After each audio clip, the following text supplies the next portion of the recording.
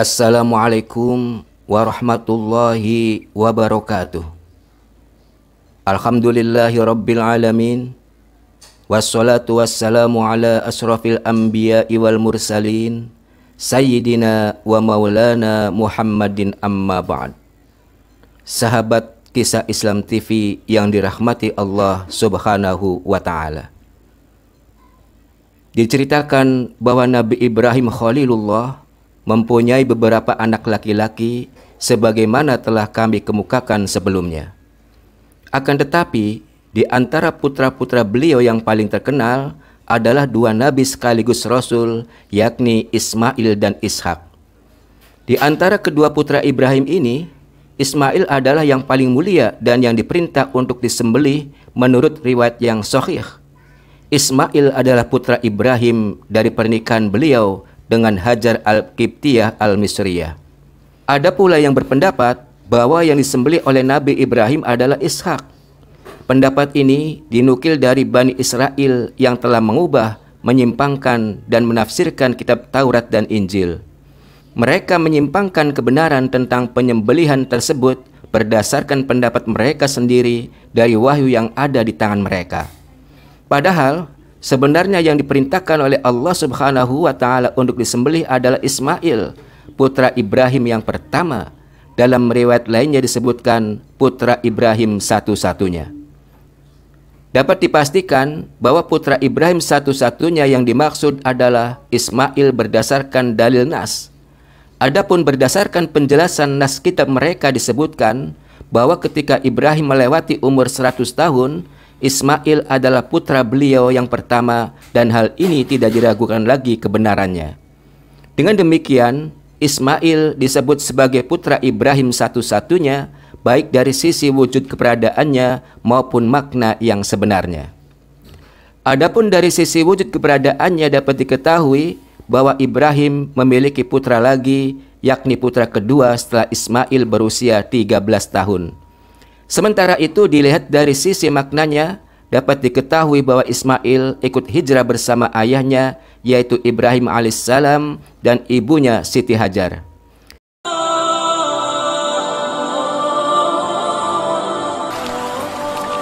Saat itu Ismail masih seorang bayi yang menyusu, sebagaimana diriwayatkan dalam hadis. Ibrahim alaihissalam menempatkan Ismail dan Hajar di lembah Gunung Faran, yaitu sebuah gunung di sekitar Mekah yang letaknya sangat strategis. Ibrahim menempatkan Ismail dan Hajar di tempat itu tanpa bekal makanan dan minuman yang memadai. Nabi Ibrahim benar-benar yakin dengan pertolongan Allah dan anak istrinya bertawakal kepadanya. Kemudian Allah subhanahu wa ta'ala memberikan bimbingan, pertolongan, dan kecukupan dengan sebaik-baiknya kepada Hajar dan Ismail. Demikianlah, hal ini menunjukkan bahwa Ismail adalah putra Ibrahim satu-satunya saat itu, baik dilihat dari sisi realita maupun hakikat yang sebenarnya. Lalu, di manakah kecerdasan orang dalam mengungkap rahasia ini? Di manakah pula orang yang mampu memecahkan misteri tentang hal ini? Sungguh, semua ini berarti bahwa Dia, Allah subhanahu wa ta'ala, tidak pernah luput dalam mengawasi setiap kejadian dan selalu memantau setiap peristiwa, tidak terkecuali terhadap peristiwa yang terjadi pada setiap nabinya yang mulia. Sahabat Kisah Islam TV yang dirahmati Allah subhanahu wa ta'ala,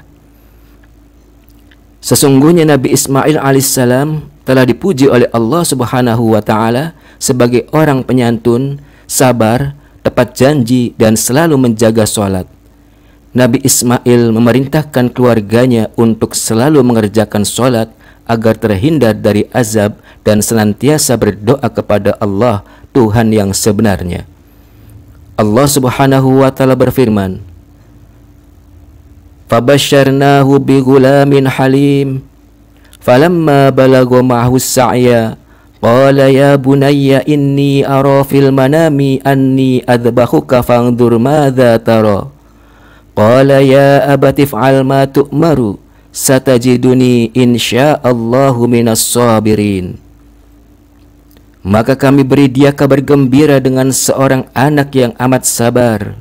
Maka tatkala anak itu sampai pada umur sanggup berusaha bersama-sama Ibrahim, Ibrahim berkata, "Wahai anakku, sesungguhnya aku melihat dalam mimpi bahwa aku menyembelihmu. Maka pikirkanlah apa pendapatmu." Ia menjawab, "Wahai ayahku, kerjakanlah apa yang diperintahkan kepadamu. Insya Allah engkau akan mendapatiku termasuk orang-orang yang sabar." Al-Quran Surah As-Saffat ayat 101 sampai 102. Ismail menyambut ajakan bapaknya dan berjanji akan bersabar dalam melaksanakan perintah tersebut. Lalu Ismail melaksanakan perintah itu dengan penuh kesabaran. Allah Subhanahu wa taala juga berfirman, "Wadhkur fil kitabi Ismaila innahu kana shadiqal wa'di wa kana rasulan nabiyya wa kana ya'muru ahlahu bis salati waz zakati wa kana 'inda rabbih mardiyya." Dan ceritakanlah wahai Muhammad kepada mereka kisah Ismail yang tersebut di dalam Al-Quran. Sesungguhnya dia adalah seorang yang benar janjinya, dan dia adalah seorang Rasul dan Nabi.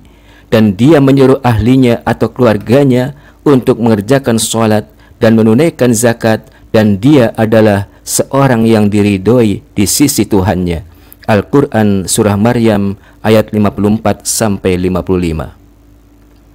Allah Subhanahu wa taala juga berfirman, "Wadhkur ibadana Ibrahim wa Ishaqa wa Yaquba ulil aidi wal absar inna akhlasnahum bi khalisatin dzikrad dar wa innahum indana laminal mustafainil akhyar wadhkur Ismail wal Yas'a wa dzal kifli wa kullum minal akhyar."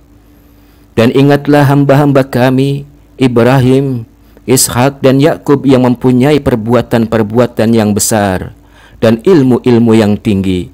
Sesungguhnya kami telah mensucikan mereka dengan menganugerahkan kepada mereka akhlak yang tinggi, yaitu selalu mengingatkan manusia kepada negeri akhirat. Dan sesungguhnya mereka pada sisi kami benar-benar termasuk orang-orang pilihan yang paling baik. Dan ingatlah tentang Ismail, Ilyasa dan Zulkifli, semuanya termasuk orang-orang yang paling baik. Al-Quran Surah Shad ayat 45 sampai 48.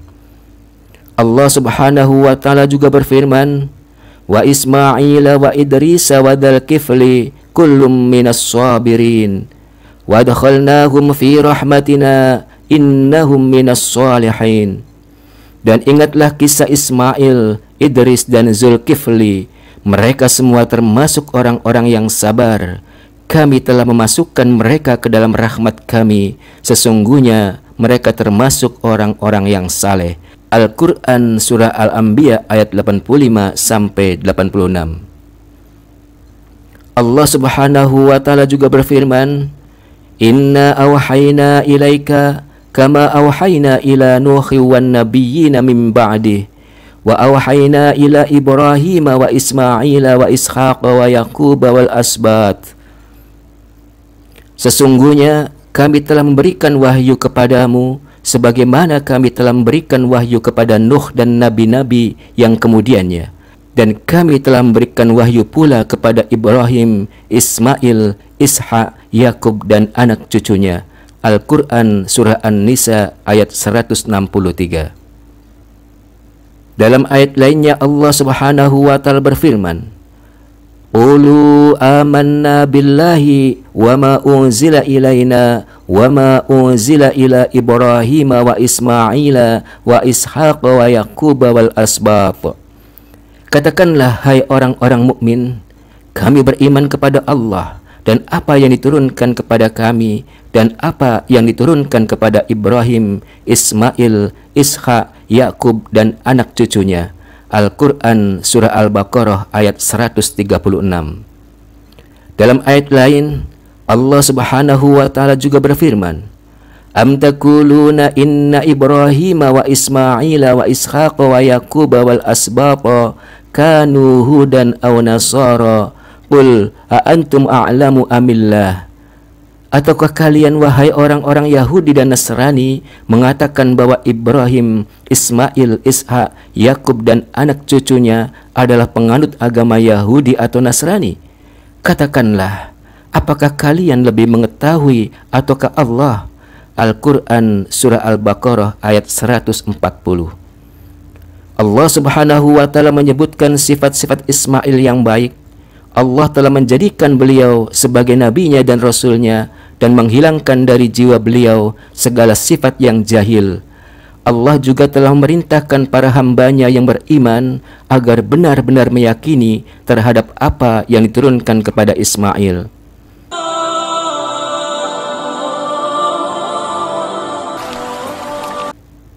Sahabat Kisah Islam TV yang dirahmati Allah Subhanahu wa Ta'ala, para ulama ahli nasab dan sejarah menyebutkan bahwa Ismail adalah orang yang pertama kali mengendarai kuda. Sebelum itu, kuda masih tergolong binatang liar. Kemudian binatang liar itu, yakni kuda, ditundukkan oleh Ismail sehingga menjadi hewan yang jinak dan enak ditunggangi sebagai kendaraan. Said bin Yahya al-Umawi menjelaskan dalam kitabnya Al-Maghazi, seorang syekh dari suku Quraisy pernah menceritakan kepada kami, Abdul Malik bin Abdul Aziz pernah menceritakan kepada kami dari Abdullah bin Umar bahwa Rasulullah SAW pernah bersabda, milikilah kuda dan jadikanlah ia warisan di antara kalian, karena sesungguhnya kuda itu merupakan warisan dari orang tua kalian, yaitu Ismail. Ismail alaihissalam berdakwah kepada bangsa Arab dan sekitarnya dengan dakwah yang dapat beliau berikan dan mereka menerima dakwahnya. Ismail juga dikenal sebagai orang yang pertama kali berbicara dengan bahasa Arab yang fasih. Beliau mempelajari bahasa itu dari bangsa Arab Al-Aribah yang pernah singgah di tempatnya di Mekkah Al-Mukarramah, dari kabilah Jurhum, Amalik, dan penduduk Yaman. Mereka adalah bangsa Arab terdahulu sebelum Nabi Ibrahim Khalilullah alaihissalam. Al-Umawi berkata, Ali bin Al-Mughirah telah menceritakan kepada kami, Abu Ubaidah, Masma' bin Malik menceritakan kepada kami, dari Muhammad bin Ali bin Al-Husain, dari orang tuanya, dari Nabi SAW, beliau bersabda, orang yang pertama kali bisa berbicara bahasa Arab dengan jelas atau fasih adalah Ismail saat beliau berumur 14 tahun. Kemudian Yunus berkata kepadanya, kau benar, wahai Abu Sayyar, demikianlah Abu Jari menceritakan kepadaku. Imam Ibnu Katsir menjelaskan bahwa Ismail alaihissalam telah menikah pada masa mudanya dengan seorang gadis dari kabilah Amalik. Setelah itu, ayahnya yaitu Ibrahim alaihissalam memerintahkan agar menceraikan istrinya itu, lalu Ismail menceraikannya. Al-Umawi berkata, wanita yang menjadi istrinya Ismail itu bernama Imarah binti Sa'ad bin Usamah bin Ukail al-Amaliki. Setelah menceraikan istri pertamanya ini, Ismail alaihissalam menikah lagi dengan wanita lain. Setelah menceraikan istri pertamanya ini, Ismail menikah lagi dengan wanita lain. Kemudian ketika ayahnya, yakni Ibrahim berkunjung ke rumahnya, Ibrahim memerintahkan Ismail agar tetap mempertahankan pernikahannya yang kedua. Ismail pun tetap menjalani hidupnya dengan wanita tersebut. Wanita kedua yang dinikahi Ismail itu bernama Sayyidah binti Madad bin Amr al-Jurhumi. Ada yang mengatakan bahwa Sayyidah adalah istri Ismail yang ketiga. Dari pernikahannya dengan Sayyidah, Ismail dikaruniai 12 anak laki-laki. Muhammad bin Ishaq menyebutkan nama-nama putra Ismail tersebut yakni Nabit, Qaizar, Wazbil, Maishi, Masma, Mashyi, Dausa, Arar, Yatur, Nabasi, Tayyima, dan Qaizama. Demikianlah nama-nama ini disebutkan oleh ahli kitab di dalam kitab mereka. Menurut mereka, anak Ismail itu berjumlah 12 seperti yang telah disebutkan itu. Anaknya yang tertua adalah anak yang paling awal disebutkan, yaitu Nabit. Akan tetapi mereka telah melakukan kedustaan dalam menakwilkan jati diri anak-anak Ismail tersebut. Ismail alaihissalam diutus oleh Allah subhanahu wa ta'ala sebagai rasul kepada penduduk yang berasal dari kabilah Jurhum, Amalik, Yaman, dan wilayah-wilayah sekitarnya.